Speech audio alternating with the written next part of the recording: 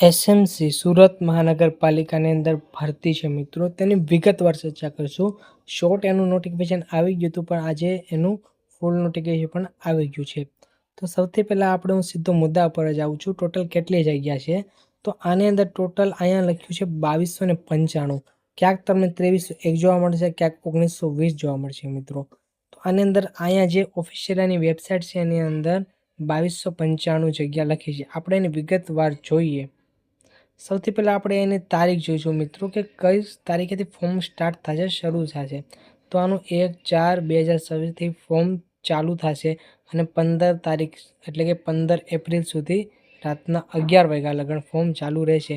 Form આનું ઓજાસ ઉપરથી નહીં ભરાય મિત્રો, આનું ફોર્મ છે એસએમસીની વેબસાઇટ ઉપરથી ભરાશે. અને બીજી વાત તમને એ કહી દઉં, આની તમારે જે 12 પાસ ગ્રેજ્યુએટ જે તમને મનમાં વિચાર છે કે આ ભરતી છે, તે મોસ્ટ ઓફલી ઇલેક્ટ્રિક, સિવિલ એન્જિનિયરિંગ એની જ છે. આ બધી જ આને 10 પાસ 12 પાસ એ લોકો પણ આની અંદર ફોર્મ ભરી શકશે, પણ એની પણ થોડી ઘણી કન્ડિશન છે. આપણે સૌથી પહેલાં તમને હું મોટું કહી દઉં તો આપણે મેન જે આની ભરતી છે તે આ છે, ત્રીજી શ્રેણી ક્લાર્ક એની ભરતી છે. એ ગ્રેજ્યુએશન જે કર્યું છે જેની એ પણ કરી શકશે. ડ્રાઈવરની ભરતી છે 444 અને ત્રીજી શ્રેણી ક્લાર્ક 717. આ બે ભરતી સૌથી મોટી છે મિત્રો. હું તમને નીચે વિગતવાર બતાવી દઉં. આ પહેલાં તમને એ પણ કહી દઉં કે આ જે લખ્યું છે કે આ એટલે કે ક્રમ છે, જે પહેલો ક્રમ છે આ 3 લખ્યું છે, ઉકત ક્રમ 3, એટલે કે આમાં એક દિવ્યાંગની જગ્યા રહેશે. એ પ્રમાણે ક્રમ 22 છે, તો 22ની અંદર 12 જગ્યા, એટલે કે જે 717 છે એની અંદર 12 જગ્યા છે દિવ્યાંગ માટે રહેશે. આપણે આની લાયકાત તમને કહી દઉં. મોસ્ટ ઓફલી આની પીડીએફ તમને હું નીચે ડિસ્ક્રિપ્શનની અંદર ટેલિગ્રામની લિંક છે તેમાં આપી દઈશ. આપણે અહીંયા જોઈએ આગળ વેબસાઇટમાં આ વિગતવાર પીડીએફ છે. હું પૂરી વાંચીશ તો ટાઈમ વહી જશે, એટલે પહેલાં તમને જો આ બતાવી દઉં. આ રીતે આની શૈક્ષણિક લાયકાત, વયમર્યાદા તેમજ પગાર ધોરણની વિગત છે. તો પહેલી જગ્યા છે જે જનસંપર્ક અધિકારી. તો તેની લાયકાત આમાં શું છે મિત્રો? તો તેની શૈક્ષણિક લાયકાત માન્ય, એટલે કે જે વિદ્યાપીઠ છે એના પબ્લિક રિલેશન, જર્નાલિઝમ, માસ કોમ્યુનિકેશન વિષય સાથેના અનુસ્નાતક હોવો જોઈએ. પછી આમાં અનુભવ પણ છે મિત્રો. અને ઉંમર જે આની વયમર્યાદા છે 40 વર્ષથી વધુ ન હોવી જોઈએ. ઓકે, અને 3 વર્ષનો આ જે અનુભવ છે. તો આ રીતે તમે આની અંદર જોઈ શકશો અલગ અલગ જગ્યા. તો હું તમને જે ક્લાર્ક છે ત્રીજી શ્રેણી તેનું બતાવી દઉં, અને ડ્રાઈવરનું આ મેન છે. મોસ્ટ ઓફલી એમાં જ ફોર્મ ભરાશે, અને તમે તમારી લાયકાત પ્રમાણે એટલે કે એજ્યુકેશન પ્રમાણે ફોર્મ ભરશો તો સારું રહેશે. જેમ કે ડ્રાઈવર છે એની પાસે અનુભવ છે તો વધારે સારું. પહેલાં આપણે ત્રીજી શ્રેણી ક્લાર્ક જોઈએ. તો અહીંયા કોઈપણ એટલે કે ગ્રેજ્યુએશન, અહીંયા જે લખ્યું છે માન્ય યુનિવર્સિટી કોઈપણ વિદ્યા શાખાના સ્નાતક એટલે કે ગ્રેજ્યુએશન હોય, તમે આર્ટ્સ, બીકોમ અથવા તો સાયન્સ કોઈપણમાંથી તમે ગ્રેજ્યુએશન કરેલા હોય, ઓકે, તો તમે ફોર્મ ભરી શકશો. અને તમારી ઉંમર છે એ 35 વર્ષથી વધુ ન હોવી જોઈએ. હવે અહીંયા તમારે કોમ્પ્યુટરનું થોડુંક જ્ઞાન પણ હોવું જરૂરી છે મિત્રો. આ એવું નથી કે તમને ટાઈમ આપે છે, તમારી પાસે સર્ટિફિકેટ ના હોય તો પણ તે ભરતીની જે તમે પાસ થશો એ પછી તમે તમને ટાઈમ આપે, એ ટાઈમમાં તમારે કોમ્પ્યુટરનું જે ગવર્મેન્ટનું માન્ય હોય તે પણ સર્ટિફિકેટ લઈ લો. અત્યારે થોડું ઘણું તો જ્ઞાન બધા પાસે હોય જ છે, છતાં તમારે આ સર્ટિફિકેટ લેવું પડશે. અને તમારે ગુજરાતી અને હિન્દી ભાષાનું જ્ઞાન હોવું જોઈએ.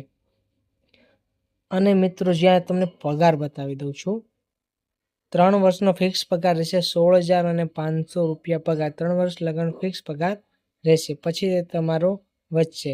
હવે આપણે અહીંયા ફિટર, જે આઈટીઆઈના ફિટર, ઓનલી ઓલ ફિટર, જે આઈટીઆઈમાં ફિટર કર્યું છે તેને 18 વર્ષથી તો પછી હોવી ન જોઈએ ઉંમર, અને 33 વર્ષથી વધુ ન હોવી જોઈએ. આઈટીઆઈના અહીંયા લખ્યું છે કે ફિટર અથવા ટર્નર અથવા પંપ મેકેનિક અથવા પ્લમ્બર પાસ કર્યા બાદ વર્ટિકલ ટર્બાઇન પંપ સેટ મરામત, ઓવરહોલિંગ તેમજ ફિટિંગ કામનો 3 વર્ષનો અનુભવ હોવો જોઈએ. ઓકે, અને આનો પગાર છે 16,500 છે, પ્રથમ 3 વર્ષ ફિક્સ. ઓકે, હવે મેન છે ડ્રાઈવર. પહેલું જે આપણે ક્લાર્કનું જોયું અને બીજું આપણે ફિટર અને આપણું મેઇન ડ્રાઈવર બે જ છે. આમાં ધોરણ 10 પાસ છે.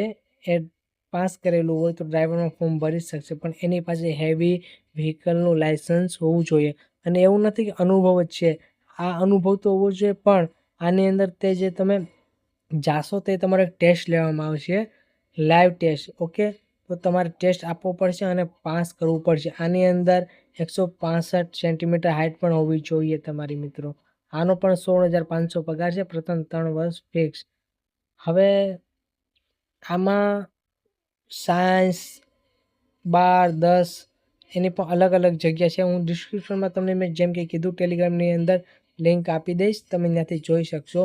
આપણે લેબોરેટરી છે, ટેકિયસ છે, બીજી માર્શલ આર્ટ, આ જેને કહી દઉં આ પણ છે મેન માર્શલ, જે કે વોચ એન્ડ વર્ડ છે.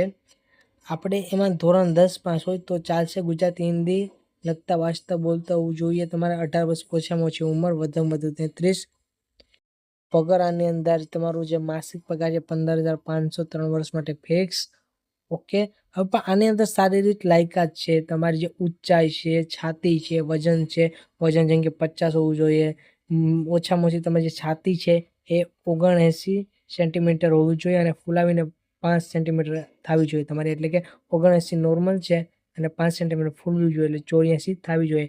આમાં હાઇટ છે જે એસટી ઉમેદવારો છે એના માટે તો 162 જ છે, પણ જે એસટી એટલે એના છે જનરલ, ઓબીસી છે, તો એના માટે 165 સેન્ટીમીટર હોવું જોઈએ.